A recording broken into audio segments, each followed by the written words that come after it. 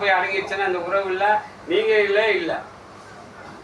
அப்போ எதை கொண்டு வந்து இங்கே இந்த உலகத்தை படைக்குதுன்னா மனசை கொண்டு வந்து இந்த உலகத்தை படைக்குது. ஒரு செகண்டில் படைக்குது இல்லையா? ஒரு செகண்டில் உங்களுக்கு விடுதலையே கொடுக்க முடியும் அதால். ஆனால் அது மனசு வைக்கணும். அப்போ நாம் மன அற்ற நிலைக்கு போகணும். அப்போ மனம் எங்கே உற்பத்தி ஆகுதுன்னு நம்ம தெரிஞ்சுக்கணும். உற்பத்தி ஆகிற இடத்துல நம்ம நிறுத்திட்டோன்னா மனம் உற்பத்தி ஆகுதில்ல. அப்போ மனமற்ற நிலைக்கு போய்டும்ல. அந்த நிலைக்கு நம்ம போகணும். வாயுவை கொண்டு தான் மனம் உற்பத்தி ஆகுது. அதை கொண்டு தான் உங்கள் கர்மா வருது. அதை கொண்டு தான் இந்த உலகம் வருது. அதை கொண்டு தான் உலகம் வருது. அதுக்கப்புறம் தான் கர்மா வருது. புரியுதுங்களா?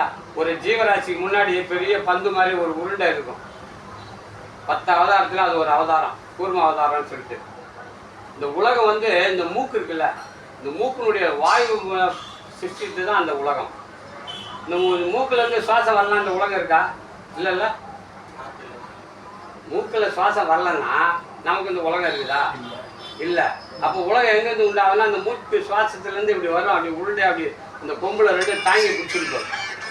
அந்த 2 கொம்பு என்னன்னா இதுதான் இந்த மூச்சு காற்று தான் உலகம் உற்பத்தி ஆகுது. அப்போ அது உற்பத்தி ஆகிற இடத்த தடுத்து நீ பார்த்தா அந்த உலகம் இல்லையா? கர்மா இல்லையா? அதுதான் உண்மையானது. அது சலனம் மட்டும். சலனம் எப்போ உண்டாகுதோ மனம் உண்டு. அந்த சலனம் மட்டும் நிலைக்கு பேர் தான் இறைத்தன்மை.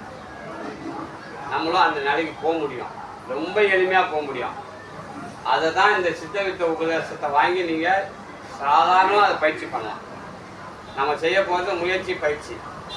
அந்த நம்ம இறுதி நாளுக்குள்ளே அந்த இலக்கை எட்டிடலாம். கன்ஃபார்மாக மலை ஏறலாம். இதுதான் மலை.